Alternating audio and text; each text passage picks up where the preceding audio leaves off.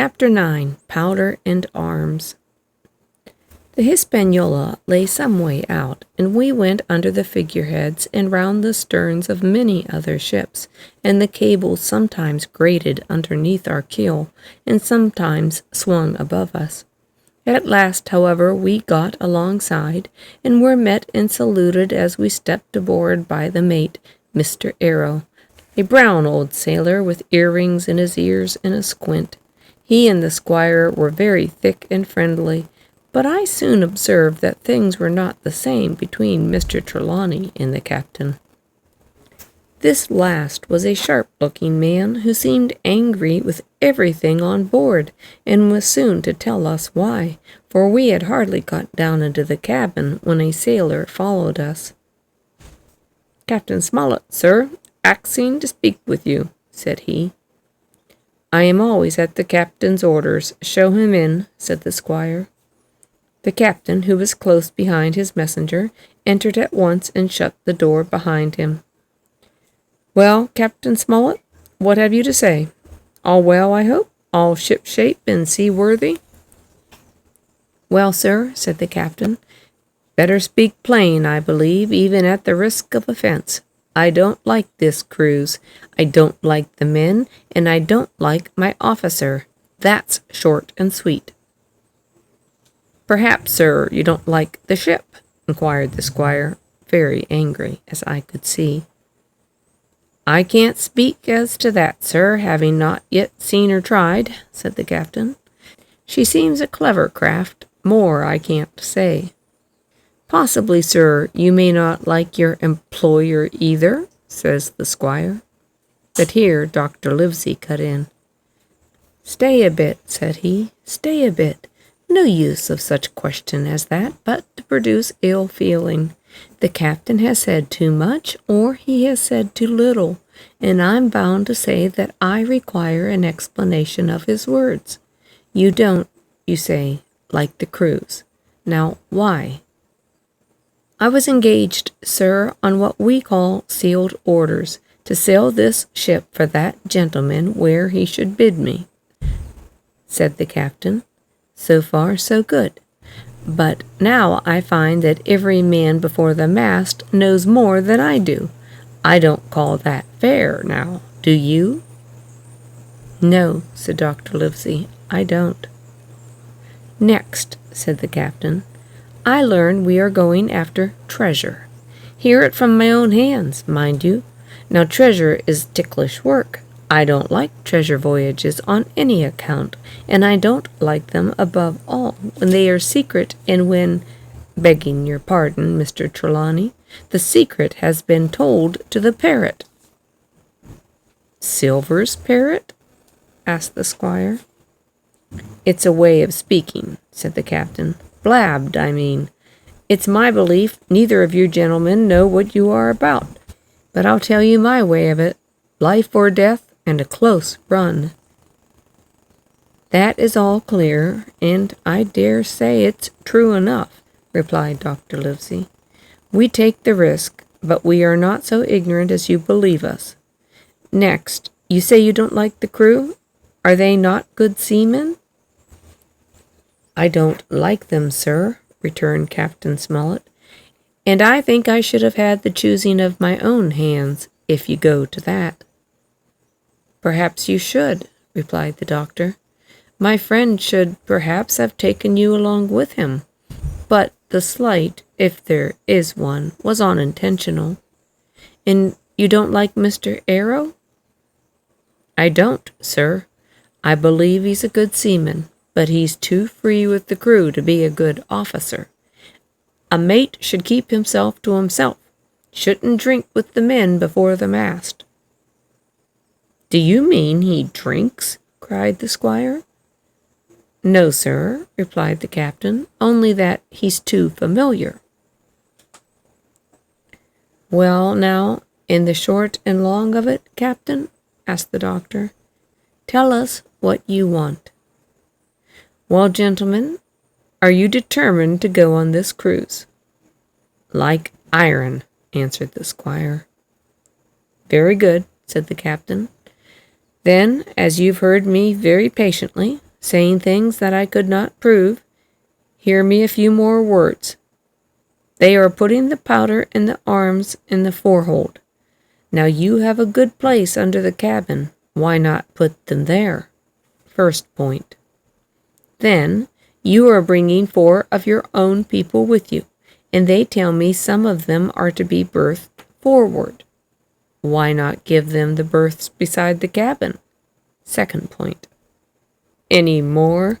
Asked Mr. Trelawney. 1 more, said the captain. There's been too much blabbing already.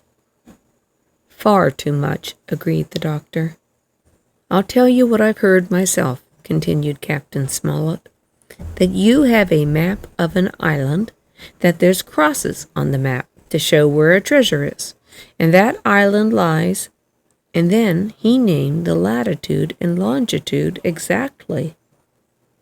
I never told that, cried the squire, not to a soul. The hands know it, returned the captain. Livesey, that must have been you or Hawkins, cried the squire. It doesn't matter much who it was, replied the doctor. And I could see that neither he nor the captain paid much regard to Mr. Trelawney's protest. Neither did I, to be sure. He was so loose a talker. Yet in this case I believe he was really right, in that nobody had told the situation of the island. Well, gentlemen, continued the captain, I don't know who has this map, but I make it a point it shall be kept secret even from me and Mr. Arrow. Otherwise, I would ask you to let me resign. I see, said the doctor. You wish us to keep this matter dark, and to make a garrison of the stern part of the ship, manned with my friend's own people, and provided with all the arms and powder on board. In other words, you fear mutiny. Sir, said Captain Smollett, with no intention to take offense, I deny your right to put words into my mouth. No captain, sir, would be justified in going to sea at all if he had ground enough to say that. As for Arrow, I believe him thoroughly honest. Some of the men are the same, all may be, for what I know, but I am responsible for the ship's safety and the life of every man jack aboard her.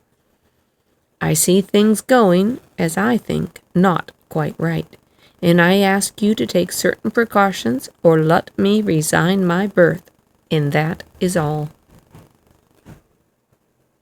Captain Smollett, began the doctor with a smile, did you ever hear the fable of the mountain and the mouse? You'll excuse me, I dare say, but you remind me of that fable.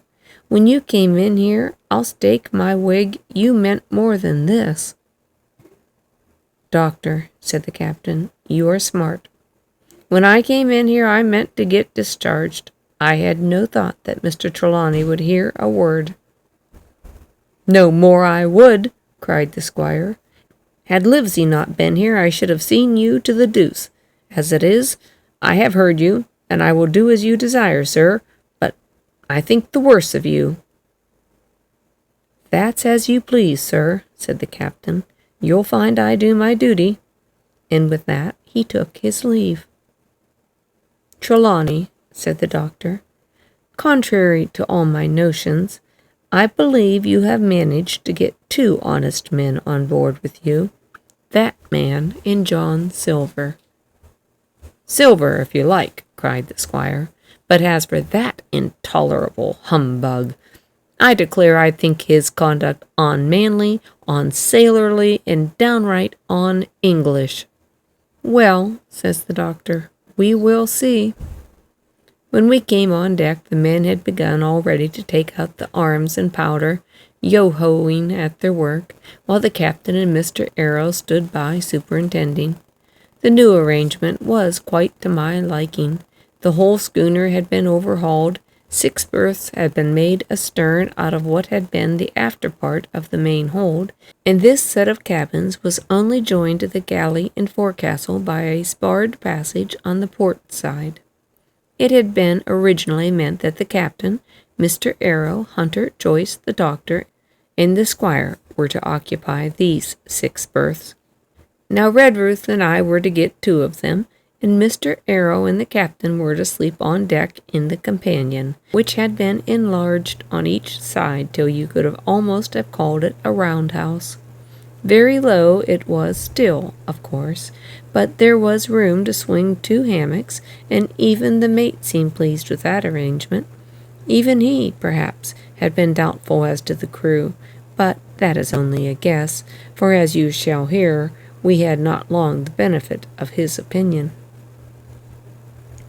We were all hard at work, changing the powder in the berths, when the last man or 2, and Long John along with them, came off in a shore boat.